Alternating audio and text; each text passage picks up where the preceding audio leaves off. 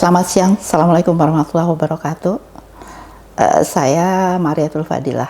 Sementara ini bertugas di KKI. KKI itu suatu konsil kedokteran Indonesia sebagai ketua divisi pendidikan. Jadi di KKI ini sebetulnya khususnya di divisi pendidikan itu kita membuat suatu regulasi ya tentang kompetensi-kompetensi yang berkaitan dengan seluruh kemampuan yang ada pada spesialisasi atau kolegium-kolegium yang ada di Indonesia. Ada 37 kolegium, termasuk salah satunya adalah KKLP. KKLP itu sebetulnya suatu kompetensi ya, suatu keilmuan tentang kedokteran keluarga dan layanan primer. Jadi suatu keilmuan yang memang kalau di Indonesia kelihatannya kayaknya masih sedikit membingungkan ya, tetapi kalau di luar itu seperti di Belanda, di Australia, di Jerman itu KKLP itu merupakan suatu tulang punggung negara ya untuk kesehatan masyarakat. Jadi betul-betul mengkhususkan diri di dalam kesehatan keluarga dan masyarakat. Kalau sejarahnya panjang deh, panjang banget gitu ya. Tetapi kita mungkin saya termasuk seseorang yang tidak ingin membaca ke belakang, tetapi kita bagaimana mendirikan atau mengimplementasikan keilmuan ini sehingga betul-betul berguna untuk masyarakat Indonesia. Ya, seperti kita tahu, angka kesakitan kita tinggi sekali. Kemudian kalau kita baca, katakanlah penyakit-penyakit tentang TB ya, TBC ya, itu dari mulai merdeka sampai sekarang tuh nggak turun-turun loh. Kemudian tentang diabetes, kencing manis, kemudian juga tentang stroke, tentang hipertensi, tentang jantung dan lain sebagainya, itu suatu penyakit yang banyak sekali diderita oleh masyarakat Indonesia. Dari hampir semua provinsi mempunyai kendala itu. Kemudian satu lagi yang bisa kita angkat misalnya stunting. Tidak ada provinsi yang tidak punya stunting. Nah, apa yang saya sebutkan tadi sebetulnya bisa kita antisipasi di layanan primer. Tidak harus seseorang itu kena diabetes. Tidak harus, walaupun dia ada keturunan, tapi tidak harus kena diabetes. Tapi bagaimana caranya? Itu harus kita edukasi masyarakat. Nah, mengedukasi ini adalah suatu hal, kompetensinya ada di KKLP. Seperti itu. KKLP itu sebetulnya suatu keilmuan ya yang komplementer. Jadi melanjutkan keilmuan yang ada pada klinis. Jadi kalau kita bilang di Indonesia atau di dalam kesehatan itu ada layanan primer, ada layanan sekunder. Kalau kita bicara tentang layanan sekunder itu adalah dokter-dokter spesialis yang kerja di rumah sakit. Perlu nggak itu? Itu perlu banget gitu loh. Ya, tetapi ada satu lagi yang kita namakan layanan primer.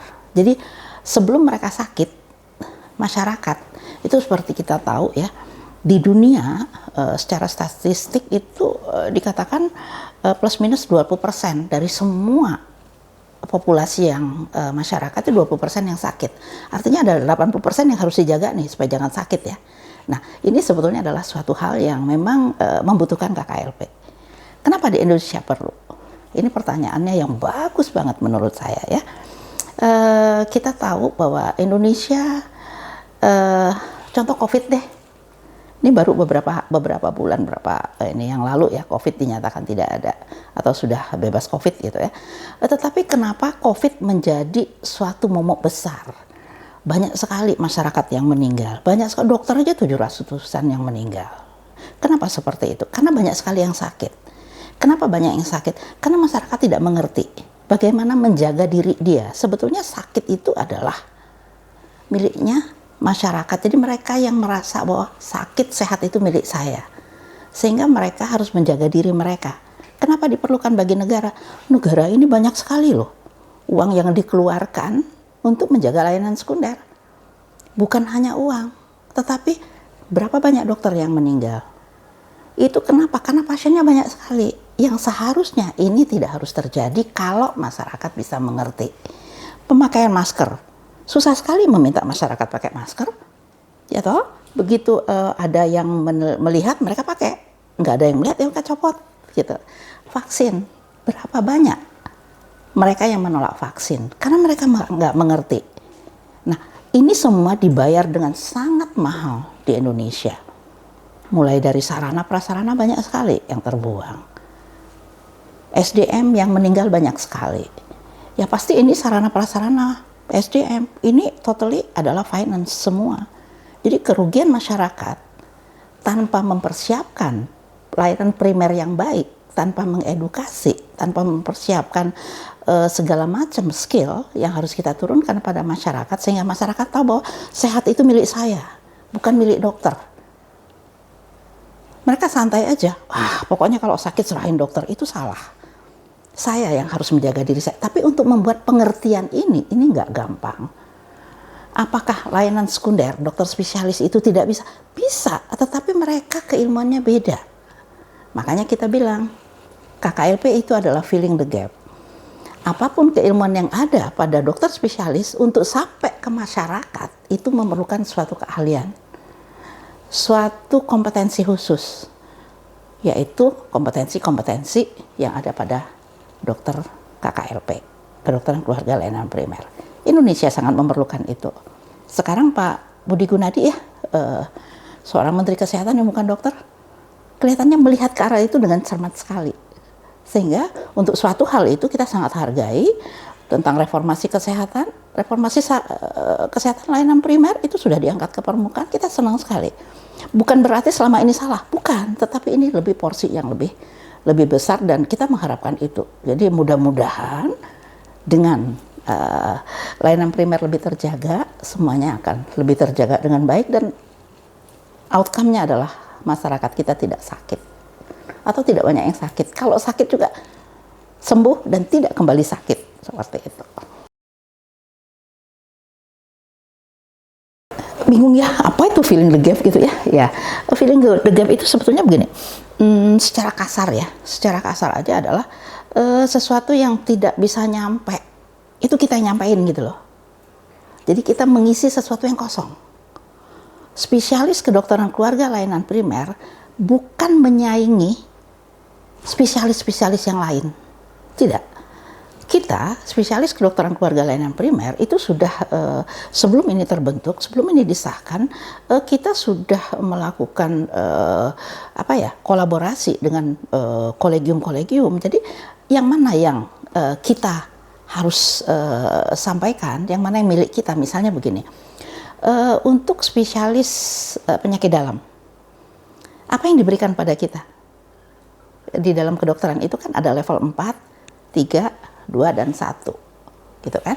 Jadi ada level-level tertentu dari spesialis yang memiliki keilmuan itu yang diberikan kepada kita yang mereka tidak bisa nyampe ke masyarakat. Karena keilmuan ini adalah keilmuan kita. Katakanlah misalnya seperti food diabetic. Jadi ada gangren ya pada kaki karena diabetes. Sampai di rumah sakit diamputasi, dipotong. Apakah dia selamanya di rumah sakit? Enggak kan? Dia akan dikembalikan kepada masyarakat. Apakah dokter bedah itu yang mengurus? Enggak toh. Terus siapa yang ngurus? Nah, ini memerlukan suatu keilmuan yang khusus, terutama dalam hal komunikasi. Jadi komunikasi pada layanan primer dengan komunikasi di layanan sekunder itu berbeda banget gitu. Jadi tidak semua komunikasi yang ada bisa dipelajari secara gampang ya. Karena masyarakat kita ingat, masyarakat kita beda pendidikan, beda kebudayaan, beda juga sosial ekonomi yang memerlukan suatu komunikasi yang khusus. Nah di spesialis kedokteran layanan primer itu menambal itu. Jadi sekali lagi saya katakan bahwa hal-hal tertentu yang keilmuannya di layanan sekunder yang tidak bisa nyampe ke masyarakat karena keterbatasan kebijakan, keterbatasan semua gitu ya. Ini yang kita sampaikan kepada masyarakat, itu yang kita bilang gapnya kita hilangkan. Salah satunya itu pengertiannya.